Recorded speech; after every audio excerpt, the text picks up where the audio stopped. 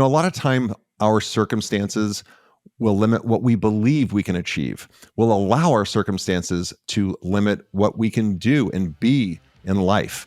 We allow that to happen to ourselves. But my guest today, Michelle Kuei, she took some pretty tragic events and turned those into a positive and turned those into her superpowers to conquer so many things in life, live a beautiful, amazing life, and help a lot of other people. And she's going to share that journey with you today. So my one ask is, please, if you have not already, subscribe to this channel, because the more subscribers I have, the more it empowers me to go and get great guests to serve you. I appreciate it. Enjoy this episode. On today's episode of the ThriveMore podcast, I have the pleasure of interviewing Michelle Kuei.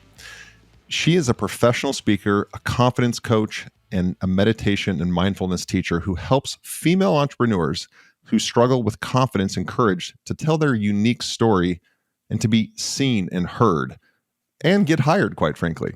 Michelle provides her clients with skills they need to live confidently and with purpose by helping them redirect their fears and channel their energy into living life filled with happiness, authenticity, and personal freedom. She's an author, a board member of the United Nations Association of the USA, Pasadena chapter, and a clinical pharmacist at USC's Keck Medical School. She's also the founder of Elevate Life Coaching, a seminar and coaching company, and she also is the host of a podcast called Perfectly Normal, which is the title of her book, which is a fantastic memoir. And she hosts a weekly live Facebook show called Monday Coffee Talk. She's also an experienced speaker and just has done a whole host of things and has lived a really rich life that we're going to learn about today. So without further ado, Michelle, welcome to the podcast. Thank you so much for having me.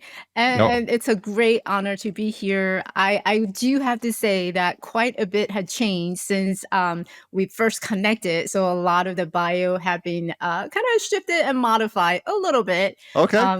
So we can go into that. I now do a lot of marketing, and I work with female coaches and entrepreneurs to help them to get their business going, because I know how confident can actually shift your mindset. And not only do you achieve things that in personal life, but you also accomplish a lot more when you have a business running and being an entrepreneur. I think the confidence really comes in handy for that as well. So we'll talk more about that. Yeah, no, 100%. Yeah, for the listeners, this interview has been rescheduled a couple times, scheduling conflicts and all that. And so I even read her book like several months ago. And so, yeah, let's get caught up. I love it in real time. Before we jump in and talk about confidence and really how you help people, again, I read your memoir. Mm-hmm. Interesting life you've lived. Can you just take us back to really where you were born, where you grew up, and walk us through that to bring us to present day? Absolutely. I was born in a very tiny little village, a military village in Taiwan. I grew up in Taiwan until I was a teenager. I grew up in a family where my dad is a military. He's been in the service for a very long time in Taiwan. Mm-hmm. And he's a military teacher for high school. And so as they go through the high school training, all the boys that need to go through military training in Taiwan. So I grew up in a tiny little village. Our home was about the size of a garage. We lived with my uncles, my two other uncles, and plus their children and my grandparents. So our room was about the size of an average American garage. And that's where I grew up, like basically in that little tiny area. Nothing very special. I don't consider myself to be a very special child when I was born, but my mom would tell you otherwise. Yeah. Mom always think that they have a special child. And my mom was one of those moms who's really caring and loving. So as a child, I wasn't very, very special. But when I got to the age of 11, I remember I was coming off from school one day, and I was waiting for my mom to pick me up from school. And I was crossing the street, and there I was in the middle of the street, a very busy traffic street. And I was hearing all these noise coming around me and people shouting. And by the time I realized, I turned around, there was a taxi that was coming so fast that I had no time to step out of the way. And the taxi pushed me 100 feet away. by the time I woke up in a hospital setting, and I was surrounded by my family member and doctor talking to my parents. I was there, and when I looked down, I realized I was. They have wrapped me with, what do you call that? The cement, the Cast, yeah, cast plaster. cast. Basically, I was trapped from my waist down all the way to my ankle.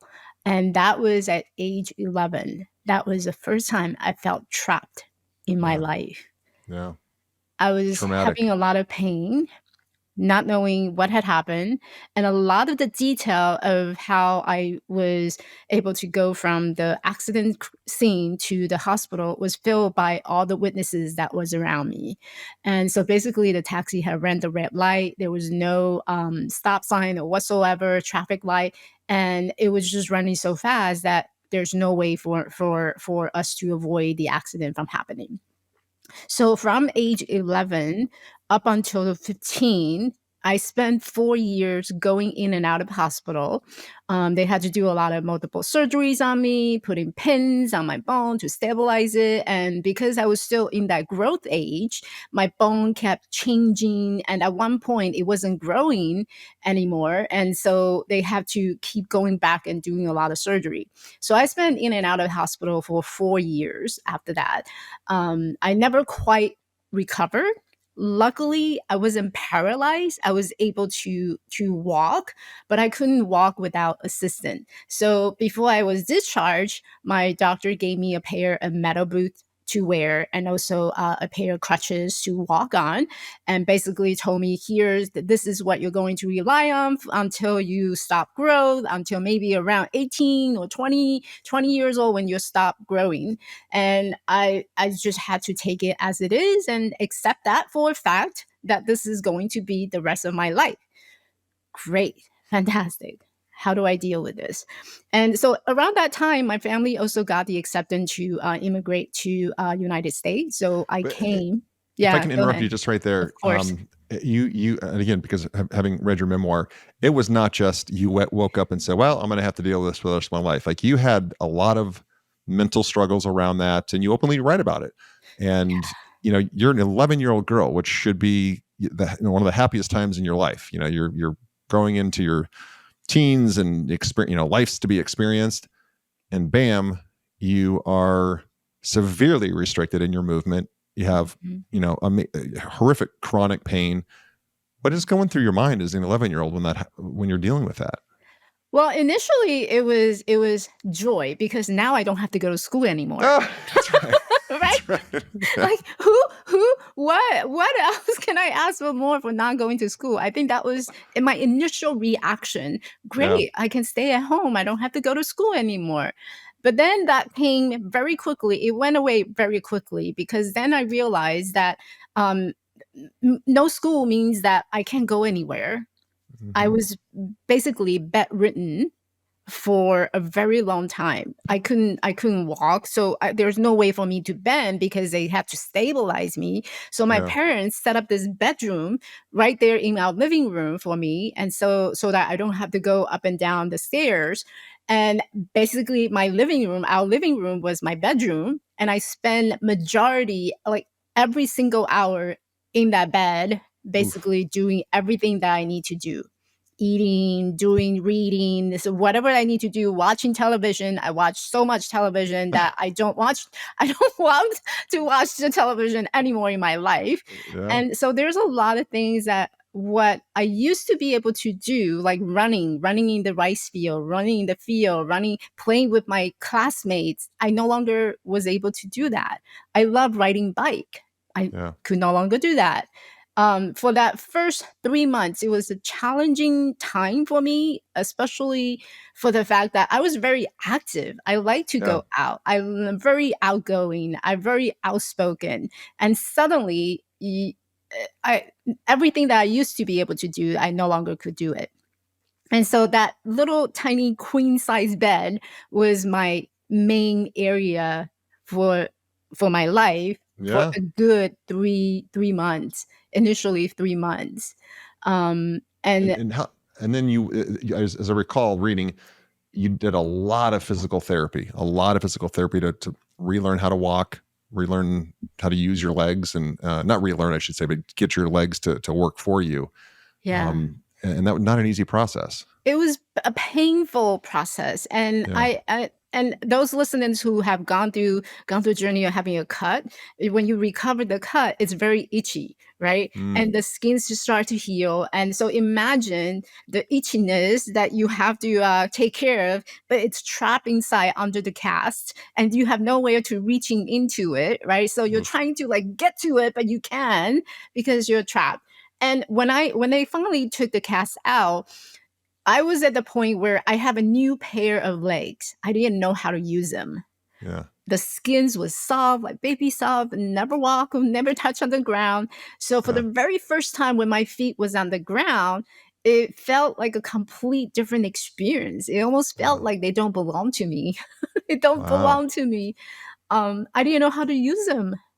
And it's Yeah. shocking because I've been walking on them for the past 11 years. And now Yep. all of a sudden, I have to learn how to use them again. I had to learn how to take baby steps. Yeah. I had to learn how to stand up straight and put my weight on my legs. That doesn't feel like they're mine. It's the most strangest feeling as an adult, as a teenager, Yeah. to have that feeling of, oh, this is interesting. Yeah. They're definitely a part of me. What's crazy is I've heard you used, I think subconsciously, the word trapped Yeah. 4 or 5 times. And your whole life now, your life mission is about empowering people to have the freedom, to have confidence, to have courage, which is kind of the exact opposite of trapped. Yeah. It's I don't know if you've connected that, but it's funny how that's the word you chose to describe that feeling. Hmm. All right, so then you say soon after that your dad and your family is able to immigrate to the States. Yep. And what was that like? And you didn't speak English, as I recall, right? I didn't speak any English, so it was a struggle. I remember just even to communicate that I want a glass of water, that was challenging. Yeah, I know how to say water, I know how sure. to say hamburger, but Yeah, putting into a sentence, that was a big struggle, right? I didn't know yeah, how to articulate what I need, what I want to others. So coming first time coming to United States, I was really excited. I'm like, oh, this is the life that I saw on television that I dream about. But yeah, when you actually get here, when you finally landed, the whole experience is a completely different story. It becomes that something that's real and something that you have to go through and live through it every single day. So no English. I'm great with mathematic, which is fantastic, but that doesn't help me at all. So I remember my parents went to the local high school to sign me up to enroll me into the high school, and I walked in with my crutches, with my metal brace, and we walked in. The administrators, front desk, they basically said, "Oh, she needs to be in a special ed." Like without asking what my condition was, how my intelligence level is, my IQ. Immediately they look at me and they say she needs to be in a special ed. And my mom is a very strong woman, and I model after her. She's a yeah, very strong woman, and she said, "No, she does not belong in special ed. She's smarter than you are." My mom was very adamant about, I am not taking her to special ed yet, and you're yeah, going to accept her application right now. And so my mom didn't speak English at all, so we went with my aunt, who was on the side translating into English. And you see this woman speaking kind of half English and half Chinese, talking to the front desk, fighting for her daughter. And I yeah. would never forget that moment where Mm, she stood up for me, to fight for me for something that she strongly believed in.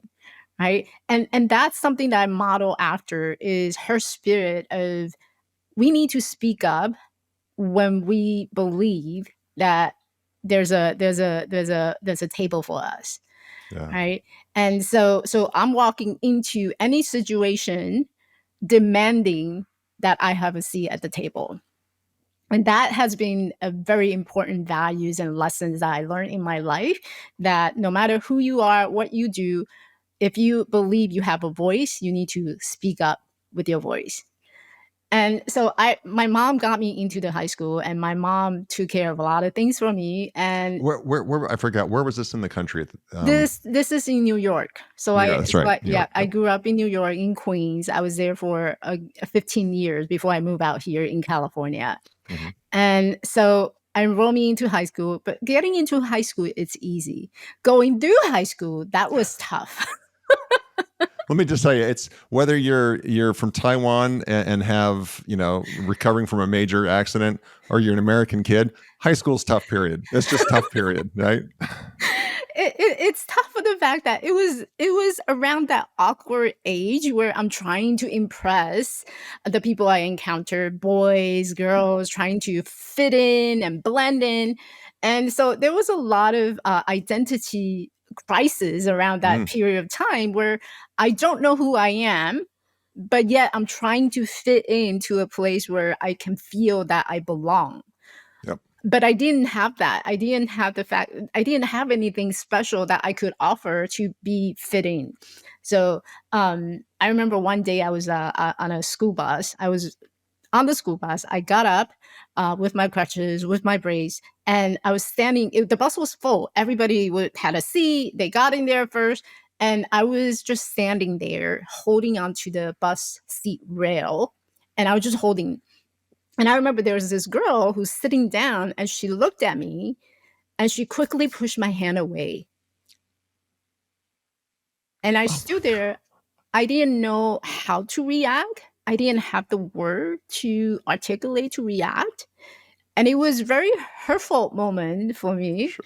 Sure. because the look on her face, a lot of time we don't have to say anything. We just have to sense that look, right? That look was very judgmental. Mhm. It was basically saying, don't come near me. I don't know what you got, but don't come near me. And I stood there. I will never forget that moment that she gave me that look while pushing my hands away. This segment is sponsored by Rockbox Fitness Franchising. Take control of your destiny and join the boutique fitness revolution with Rockbox Fitness. If you're ready to make a real impact in your community and own your own business that empowers people to achieve their best life, then Rockbox is the opportunity you've been looking for. They provide comprehensive support from site selection, upfit, training, and turnkey marketing, so you can open your studio with confidence and a strong recurring revenue member base. Visit rockboxfitness.com and click on franchise opportunities to learn more about this exciting venture in the fast-growing boutique fitness industry. It's time to turn your passion for fitness and for business into a thriving venture.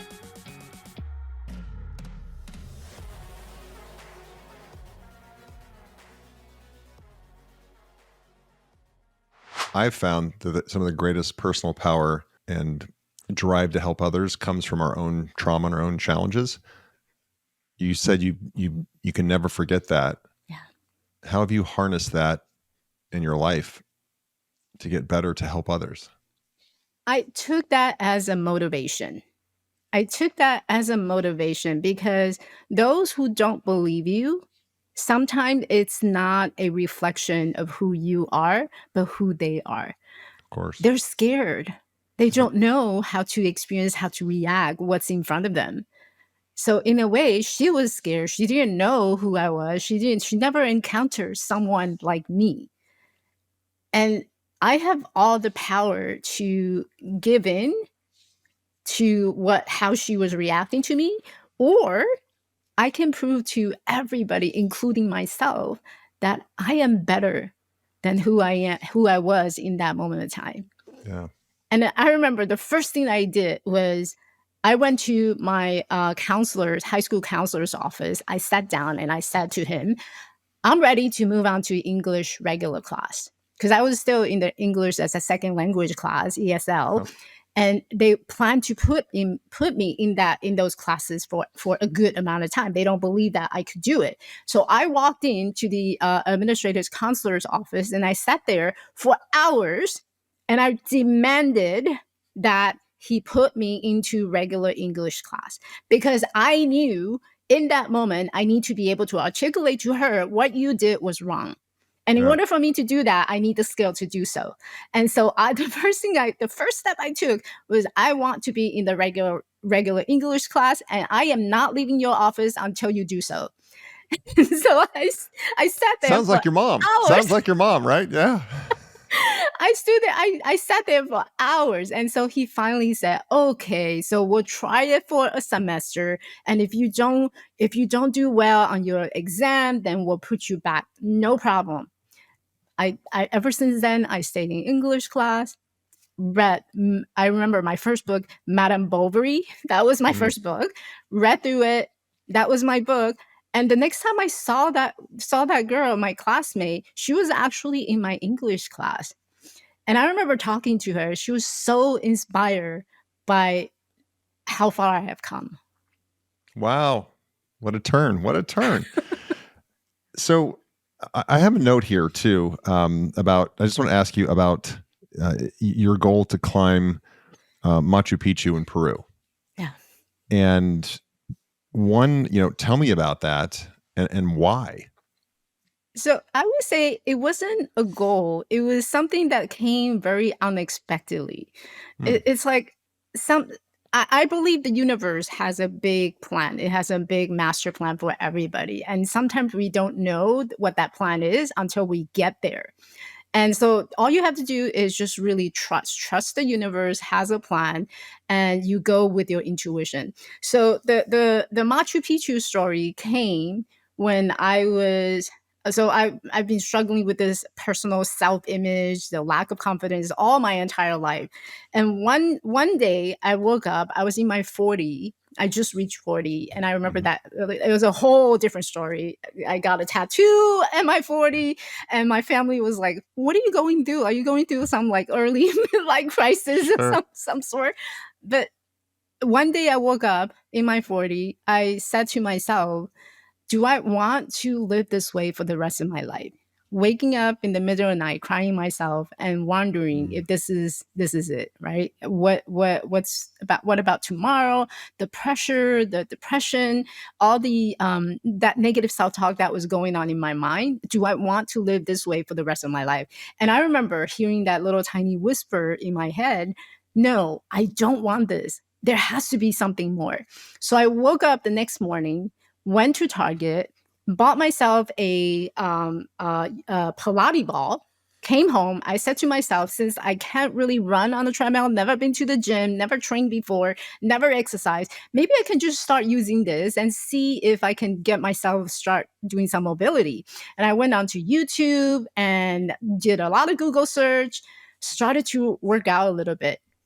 And that first 2 weeks got my momentum going. Yeah. Okay, I can do this. Start movement and watching my diet. So I dropped my weight like by 5 pounds, and then I hit the plateau. So what seemed to be a fitness journey turned into a big life transformational journey. Started with that Pilates ball. And after that 2 weeks, I realized that I couldn't do it by myself. So I need help. And the way that I wanted help was I'm going to work with a personal trainer. I hired a personal trainer, got to the gym. He taught me how to walk. He taught me how to use treadmill. He taught me some exercise routine that I could use. And then out of nowhere, my colleagues started to tell me about all these experiences that they have coming from Machu Picchu, how amazing it is. It's very spiritual and it's very powerful. You should go. You should definitely go.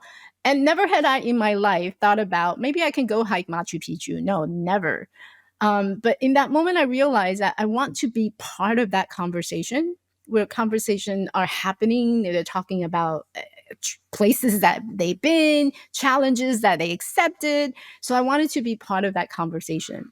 And I said, what if, and it came from an idea, Yeah. what if I can do that? What if I go high Machu Picchu? What if I just book myself a ticket and just go there? So what came from an idea took into next step. I went back to my personal trainer. I said, hey, dude, listen, I need your help. I'm going to do this hike and I need proper training on that. And he's like, great. Where do you want to go? I said, Machu Picchu. And his jaw dropped, his facial changes. He's like, Michelle, A lot of people don't make it to Machu Picchu, right? Are you sure you want to do this? And I said, yes, I am 100% certain because I want to belong. And I think a lot of what I was struggling for my entire life is a sense of belonging. I didn't feel that I belonged to when I got into high school. I didn't belong to any particular peer group. Even when I became adult, I didn't even feel I belonged to the society. I felt like an outsider looking my life experience from an outside in. So I never had that sense of this is where I am, this is what I belong, and this is why I'm here for. So Wow. that why was simply I want to belong. Yeah. And you made it, right? You did it. I did it. I did And it. I what definitely was did that it. feeling like? Just tell me about that feeling, because again, we're talking about somebody who lost the use of their legs for a while when they were younger, and now you're hiking this mountain. What is it like when you summit that? What it was like, it was a sense of fulfillment. It was a sense of, okay, what's next? There was a bit of and I was looking at the podcast name, right? It's called ThriveMore. And I think what it really resonated with me is that a lot of us, we don't settle for the status quo. We don't settle for what is. We are always thriving for more, Yep. right? And I think it's human nature to wanting to have more. And there's nothing wrong with having more. And more in the sense of more fulfillment, more satisfaction, more money, more time, more values. And I was going through that journey. And I remember all the passenger passing me by, turn around, give me two thumbs up. And that was a sense of, oh my gosh, I belong somewhere. There's a Yeah. reason, there's a purpose for me to be here. But what more? I'm open to what's more. Please give them to me. Yeah. Right? I was looking for that more. And it was also in that moment I realized that my purpose isn't just to live through life on a routine basis. There could be so much more. This is not just my body. My body is Yeah. just a vehicle. There's more to this vehicle. So how can I contribute more? How can I bring out more? I love that answer, and I would say that you're I think you're giving too many people credit, because not people listening to this show want to thrive more, but so many people on this planet are sleepwalking. They're not thriving for more. They're settling. There's so many self-limiting beliefs and doubts that hold them in place, that they don't thrive for more. And you are a person who did, and that's why you've accomplished more. And so we'll use that as a bridge to, you're a clinical pharmacist, and I think that's kind of like your day job. But your real passion is around coaching and helping others to thrive, to grow, to get past their own self-limiting beliefs. What made you decide to start that? Because I can only imagine it was your personal journey that inspired you to want to help others. But if you could talk about that, please. Yeah. So I think it goes really nicely with the ThriveMore topic, right? Because at that point, by the time I came home from Machu Picchu, I was trying to figure out how can I contribute more to this society, to the people around me, and how can I share what I have learned on this journey in my personal life and also in my professional life. Because at that time, I was going through a lot of professional struggles. I wasn't getting the promotion that I was looking for. My boss wasn't really happy about where and how I was performing. So a lot of things that was happening internally inside the career was also pushing me to look outside of the possibility of what can I explore to bring out more. And I totally agree with the fact that there's a lot of people sleepwalking, but I think there's always a period, or it comes to a point in our life, whether it's trauma, you lost somebody, or something tragic had happened, or even just a little glimpse of things that has shifted the way that you live your life, all these are great moments for you to stop and think about, okay, so maybe what I was doing before wasn't really working out. And I think being a coach has a lot to do with bringing that awareness to people that, hey, maybe there's a different way of looking at life that you're currently living in. If you continue to see pattern of struggles, something that's not working for you continuously, have you ever thought about pause and think about what the possibility would be if you had thought about it differently? Yeah. And a lot of time we can't do that on our own, right? Because we're so trapped in this tunnel vision of this is the way of life. Like I used to grow up and I grew up thinking that this is going to be my life. I'm always going to be a clinical pharmacist. I'm always going to be making my parents proud. I'm always going to be this way. But never had I experienced that life beyond just what I could see in front of me. I had to dream bigger. I had someone to tell me. And for me, it was a big tragic moment that started to reveal on itself.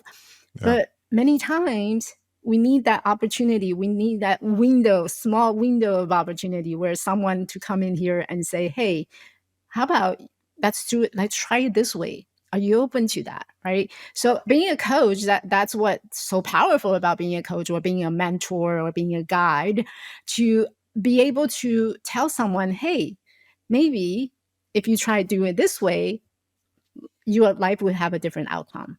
So when I came back, I had the opportunity of going into life coaching and got myself certified. And I wanted to make sure that I get certified because I do believe that we're dealing with people's life, right? We're changing Hmm. people's lives. So I want to take it seriously. So I enrolled myself into a coaching program while I was still working the clinical pharmacy job. So I started this life coaching path. But little did I know that life coaching path, as I was building my business, I started to explore a different other aspects of the business because I was struggling with building the business, getting my word out, creating my audience, and market my business.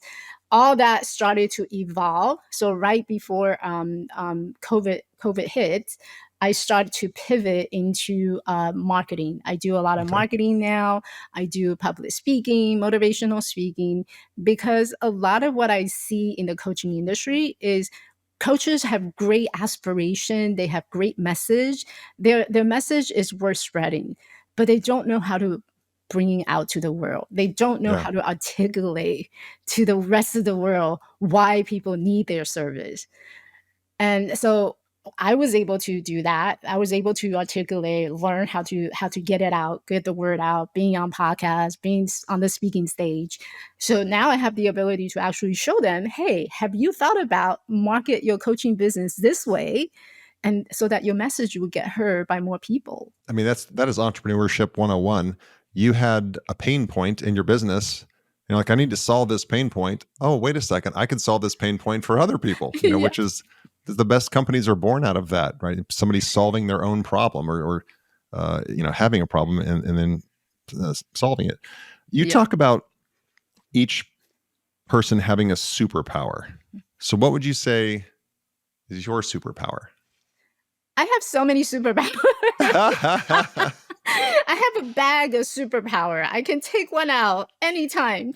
But I think my biggest superpower is that authenticity, being Mm, able to show up, just being who I am, no matter where I am, and be real. I think a lot of people have heard so much of the fluffy stuff and things that everybody else is talking about. I think what really makes me stand out is that realness. Like mhm. this is who Michelle is, whether you meet her online, on podcast, or in person. The way she talk is the way she talk. Like it or not, this is Yeah. how she is, right? So that's one of my superpower is really being real. And I would say that my top main three would be the authenticity, the courage to do things that most people would hesitate. So Mhm. bravery is definitely another one, and I make great connection for others. So my superpower becomes my ABC. So my authenticity, bravery, and connection. These I are love my it. ABC. A great acronym, right? Great acronym. So, how do you help people find theirs? If your job is a life coach to bring that out, and you've had all of these experiences, and you've gone through these. Some people would call them trauma moments. You've decided to use those as areas of growth and a growth opportunity and a way to overcome and level up. How do you help people find their superpower? I think it's really important. Most of us don't think about our superpower on a day to day basis because we're so busy listening to something else. We're listening to other people talking, we're listening to ourselves talking. We do a lot of talking. There's a moment where we just constantly thinking about something, right? So I think the step number one to realize your superpower is you have to learn a way to quiet your mind. You have to choose and be consciously choosing what you're deciding and listening to on a day-to-day basis. If you notice that you're talking to yourself in a very harmful or very negative way, then you need to be able to recognize it and you need to be able to stop it in order to have this other piece that's positive, that's impactful, that's truly revealing who you are to step inside, right? And that's when your superpowers start to shine, to start to rise, because you're no longer being held back by all these other noise that's happening in our world or within yourself. So step number one is to actually quiet your mind, whether you do journaling or you go on to a hike like I did. Sure. You could also do something that whatever it is to stop recognizing that noise in your mind. That's your step number one. I know it's very vague, but if you just sit there and think about all the joyful moment that made you realize that, oh, this is such beautiful, and there's like butterfly coming inside of you, and that you just forgot, you lost the track of time, and there's just enormous amount of joy. Think about those moments. Those moments are probably where your superpower have the opportunity to come in. So that's number one. And number two is you wanted to look at all the skills that you may have already, inquire. And some of these skills are the things that you do that no one else can, Mm. right? Yeah. It looks boring to you, but trust me, they're not boring to anybody else because you can do it so well that no other can. So think about what are those skills that you already have and cultivate those skills, share it, bringing out to the light, and being able to just really honing your skills. It's also a great way to bring your superpower into life. I love that what we find ourselves boring is usually our superpower because we're so darn good at it. It just becomes, rote. But that's not the case for the rest of the world. And that's the gift that we can give. That is the gift that we can, and we should give. I believe we're obligated to give that. This segment is sponsored by Beamlight Sauna Franchising. Are you looking to take control of your destiny and own your own business? Do you want a great brand in a rapidly growing market?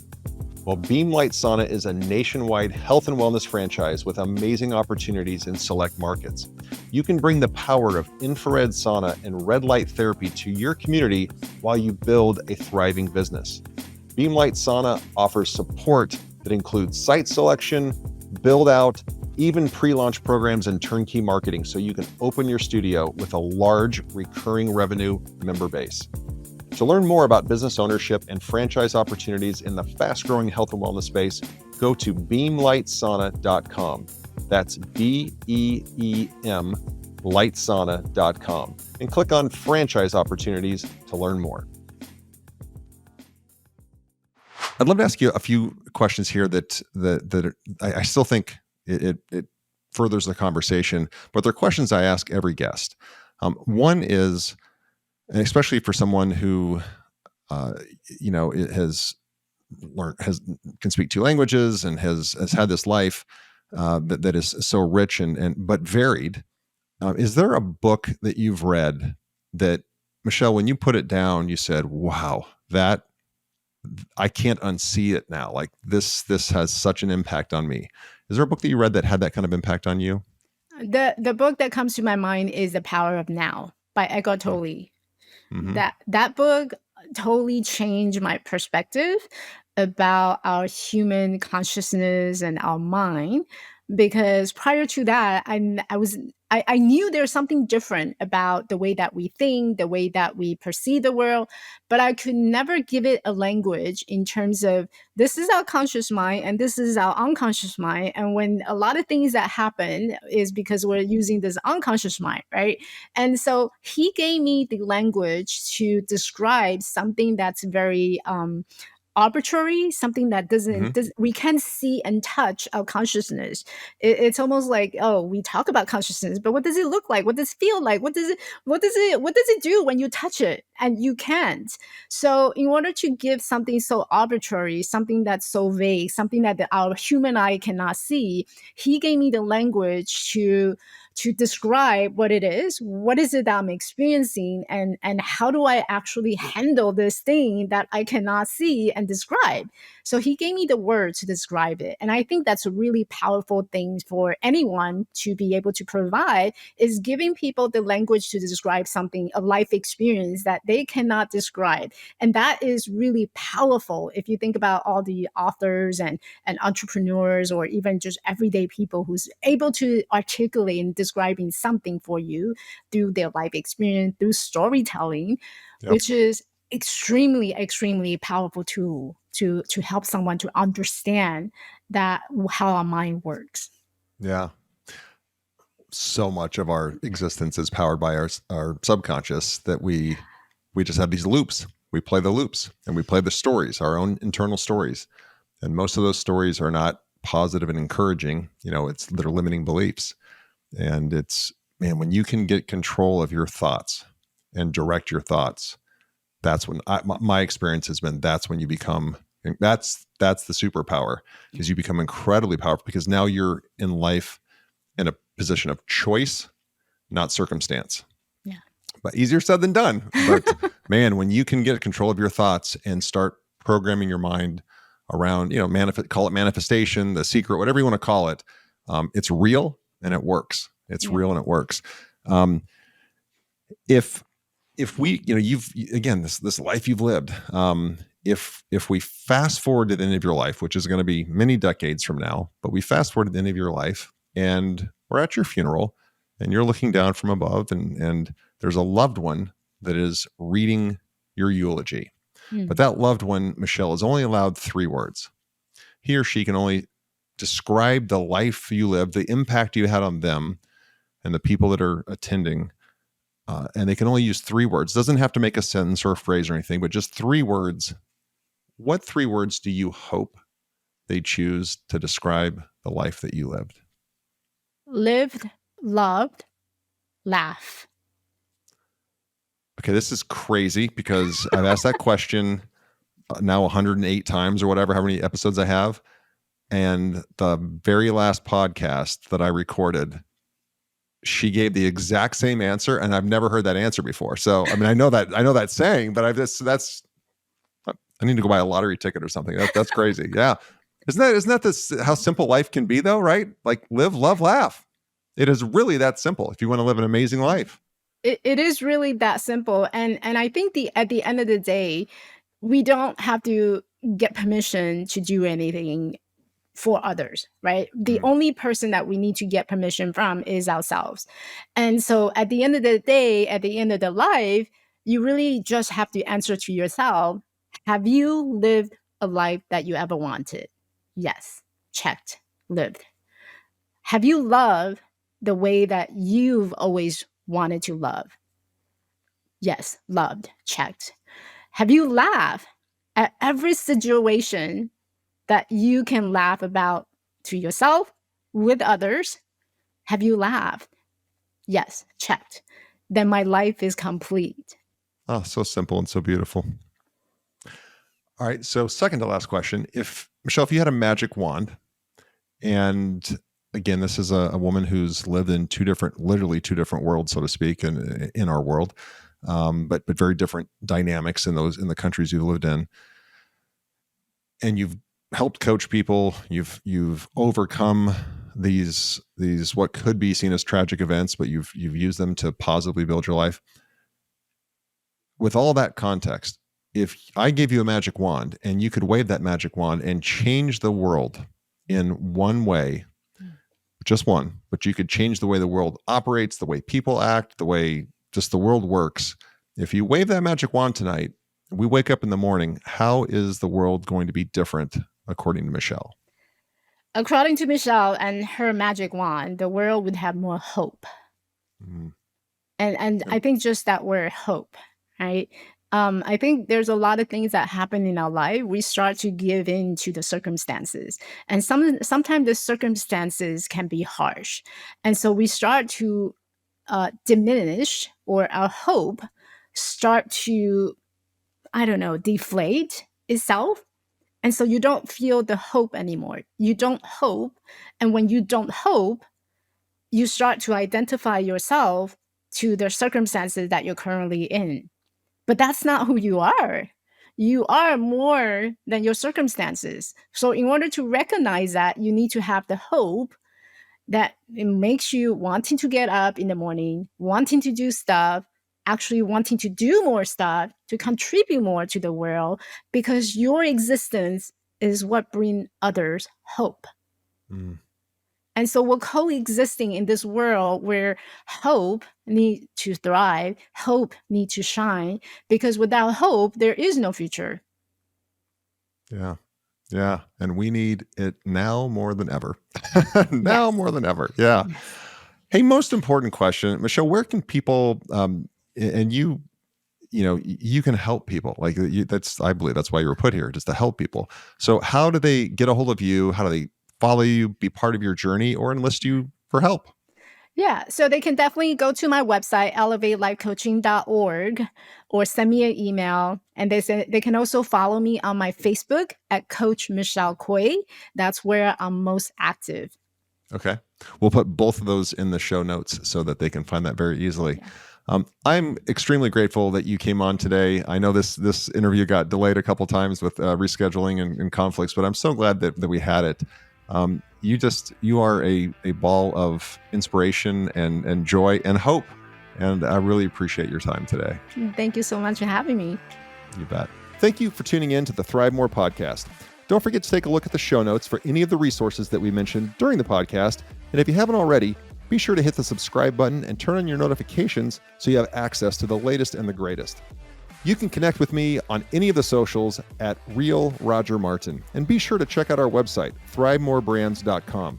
There you'll find information on the brands we support and information on franchising. Thanks again for tuning in.